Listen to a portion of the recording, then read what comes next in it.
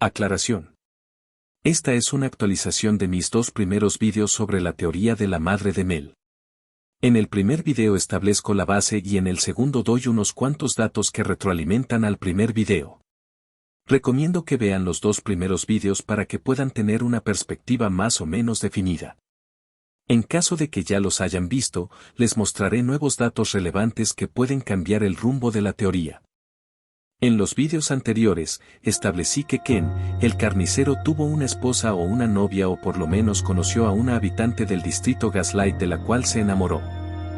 No sabría decir si la mujer cuyo nombre era Senora, tal y como lo pone en la etiqueta, fue una persona muy cercana a Ken, y tampoco sabría decir si ella sabía de los sentimientos de Ken, o si por lo menos correspondió a los sentimientos del carnicero.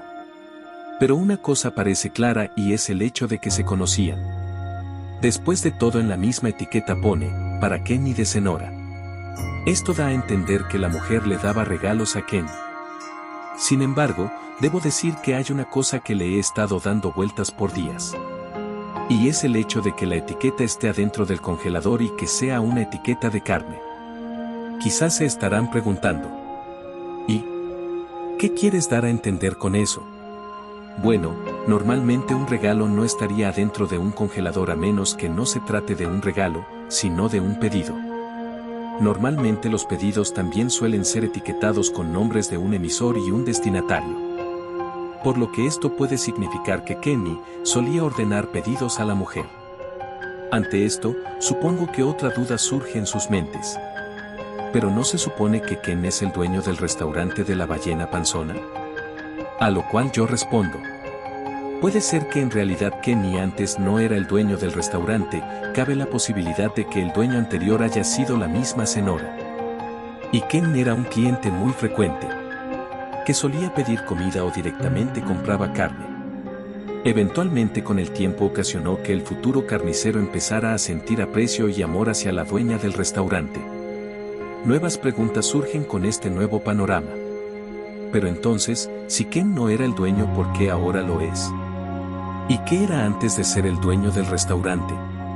Voy a hacer un entre paréntesis en esta parte.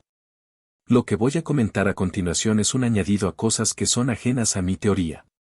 Gracias al usuario Chilais23 por dar buenos aportes y por dar tus propias especulaciones sobre el tema. Él aportó este video donde se muestran todos los mensajes descifrados del piloto y además de mencionar la página de prophecy.page. Y de un par de respuestas que dio el creador en X. Y mando un saludo especial al canal Hoja de Otoño. Para los que no lo conocen, él también hace vídeos de teoría sobre el distrito Gaslight y también hizo este video donde muestra todos los mensajes descifrados del capítulo piloto. Su canal estará en la descripción del video para que lo visiten y a 3 de sus vídeos más recientes. Fin del entre paréntesis. Con respecto a lo que dije anteriormente, Ken antes no era el dueño del restaurante de la ballena panzona. El dueño anterior era la misma Senora. Pero entonces, si Ken no era el dueño, ¿cuál era su vida antes de ser el futuro carnicero del restaurante? Debo decir que hay una teoría que se menciona frecuentemente en el ya establecido fandom. Y es la teoría de que Ken estuvo trabajando para las virtudes o que él formaba parte de las virtudes o que posiblemente casi tuvo el privilegio de ser una virtud. La razón de eso se debe a esta parte en donde se quema la foto. Hay un documento encriptado que traducido resalta lo siguiente. Procesa el juramento de las virtudes y captura al ángel guardián. Ofrece tu carne, a cambio del perdón. Después de la devoración, tu cerebro será depositado dentro de una prisión de porcelana. Voy a tratar de explicar mejor este punto. Ken al principio trabajó para las virtudes, quizás antes era un guardia en el paraíso perdido. Y era un guardia muy destacado. Gozaba de una buena reputación y haya tenido privilegios por su labor.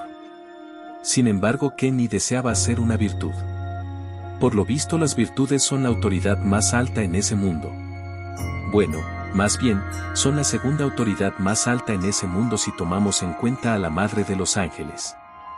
El guardia deseaba a toda costa alcanzar ese puesto tan enriquecedor. Y estaba decidido a convertirse en una virtud. Pero para llegar a convertirse en una virtud se tendría que hacer un acto muy arriesgado.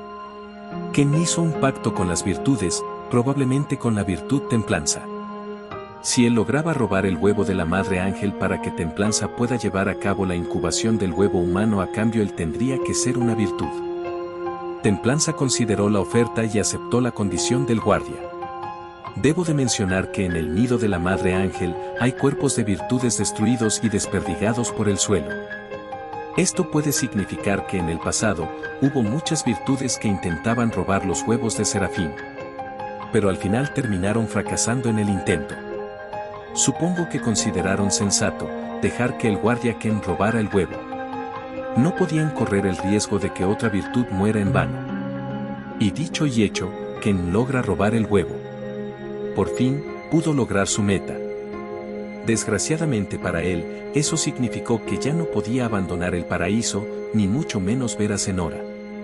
Mientras tanto, Templanza empezaba sus experimentos con el huevo.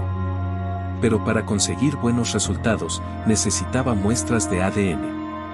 Para eso obtuvo donaciones por parte de los residentes del distrito Gaslight. Tal y como lo dije en el segundo video. Los residentes pueden donar sus órganos para fines de investigación y educación médica. Tomen en cuenta que Jack tenía una tarjeta de donante de órganos. Zenora pudo haber donado uno de sus órganos con el fin de ganar algo de dinero. Templanza analizó la muestra de la donación de Zenora y pudo notar algo muy peculiar o especial en su ADN, con la cual podría usar en el experimento del huevo.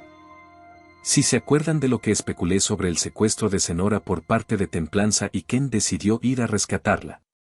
Solo para ser capturado y enviado al infierno.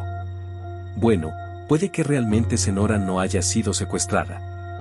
Quizás simplemente le hayan mandado una carta de citación como una invitada de honor en el paraíso perdido. Para reafirmar esta suposición, mencionaré la lista de diligencia. En el momento en el que la virtud diligencia tenía sometido al carnicero, en ese momento vemos desde su punto de vista que está analizando a Ken para identificarlo. En ese corto lapso se puede ver una lista. La lista incluye códigos de identificación, como pueden notar el nombre de Zenora aparece también. Y está puesta como VIP. Es decir, se trata de una persona muy importante. Claro que no es la única marcada de esa forma. También hay otros con ese acrónimo, entre ellos Stanislas Sopko, mejor conocido como Nick, que es el nombre del creador de la serie. Puede ser que otros habitantes los hayan mandado a citar por lo mismo, pero al parecer Zenora era alguien muy especial para la creación del huevo humano.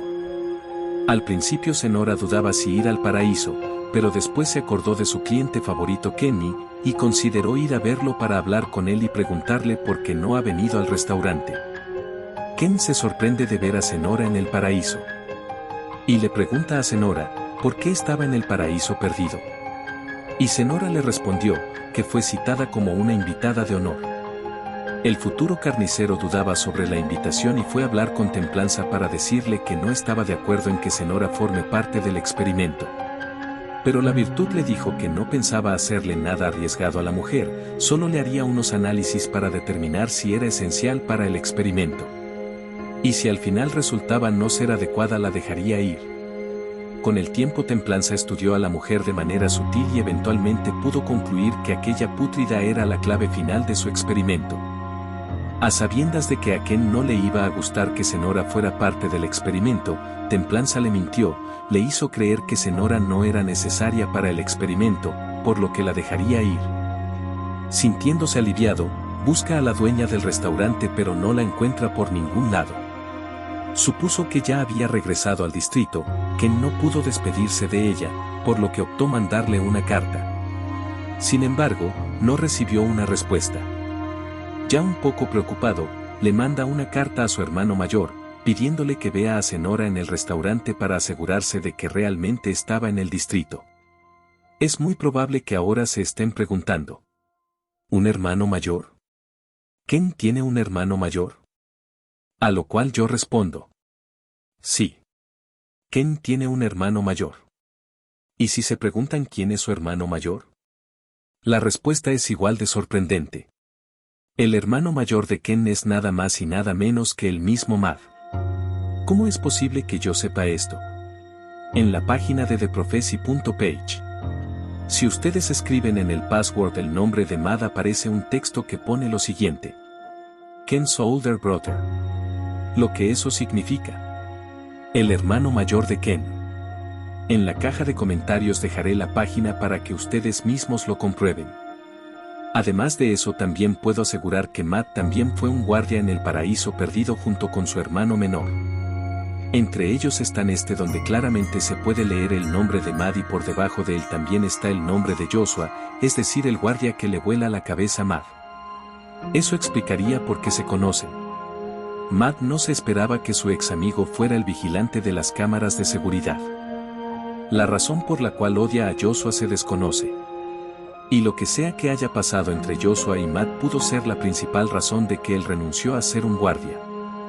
En base al diálogo de Joshua, él afirma que no se han visto desde hace 5.245 años.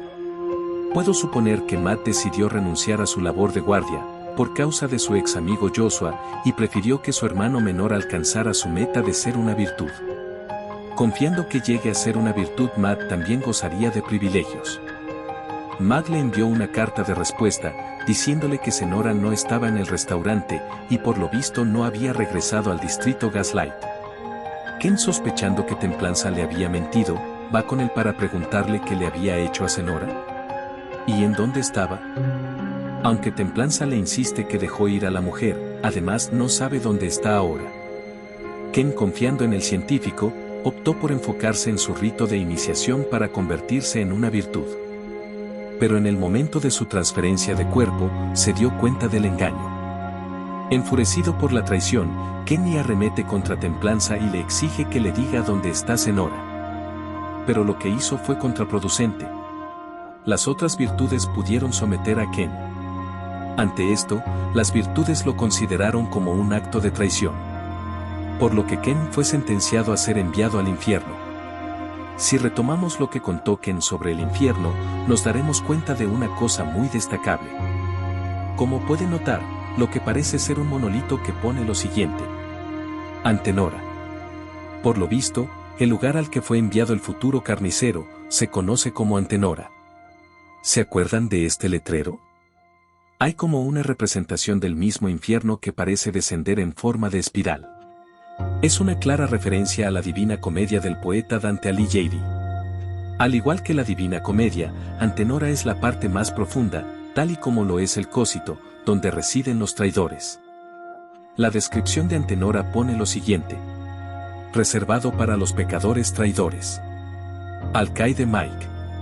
Si se preguntan qué es alcaide, es, por así decirlo, un director de una prisión. Esto deja más en claro que Ken terminó en Antenora por oponerse a las virtudes. Y a causa de eso terminó con una marca que nunca olvidaría. No sabría decir cuánto tiempo ha estado en el infierno. Solo puedo suponer que fue lo bastante para hacer que Matt fuera a su búsqueda. Cabe la posibilidad de que el hermano mayor de Ken lo haya rescatado. En fin, ya sea por ayuda o por su propia cuenta. El futuro carnicero se libera de su encierro y decidido a salvar a Senora. Superando toda adversidad y obstáculo. Por fin llega al paraíso perdido. Pero ya era tarde, la mujer había perdido la inmortalidad y consecuentemente pierde la vida. Dolido y muy enojado, Ken va hacia donde está Templanza para matarlo no sin antes preguntarle lo que le había hecho. Templanza, sin otra opción, le revela su experimento. Le dijo que necesitaba el ADN de la mujer para poder desarrollar el huevo humano. El humano en cuestión sería un clon de la misma persona con su ADN. Al escuchar eso, Ken decidió salvar a la bebé. La niña era lo único que quedaba de su amada Senora. Lo más probable es que le haya exigido que le entregue a la recién nacida y a cambio le perdonaría la vida. Y además que jure por su vida que no mencionara sobre esto a nadie. Templanza le dice la ubicación de la infante. Ken después se dispuso a matarlo a pesar de la promesa.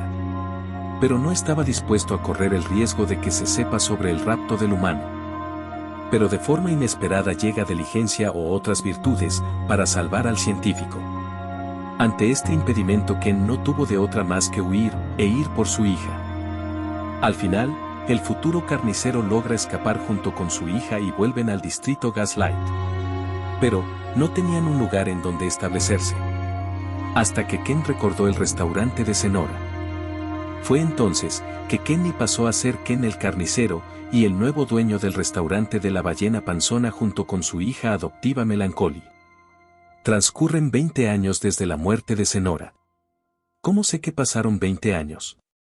La respuesta del creador a una pregunta revela la edad actual de Mel. Por cierto, ¿recuerdan esta parte en la que menciono el supuesto origen de Pancracio? En su huida pudo ver lo que parecía ser una simple barra de pan en algún lugar del laboratorio, consideró sensato tomar la barra para alimentar a su hija en el trayecto de vuelta al distrito. Pero después notó que la barra de pan era un ser vivo. Sin más opción también decidió adoptarlo y lo nombró Pancracio.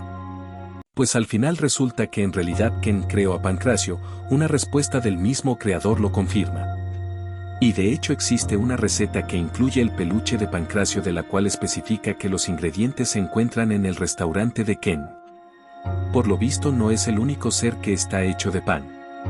En la parte en la que absorbe por la nariz la levadura, se nos deja ver que de hecho se trata de un golem, es decir un ser que se crea con materia prima, en su caso pan de trigo. Si nos fijamos nuevamente en la lista de diligencia también se mencionan a 2 golems con código. Esto puede significar que Ken tenía la habilidad de crear a estos seres y por eso, tuvo mucho prestigio en el paraíso perdido. Bueno, creo que ya es más que suficiente. Creo que ya no soy capaz de aportar nada con respecto a este tema. Seguiré actualizando conforme avance los siguientes capítulos.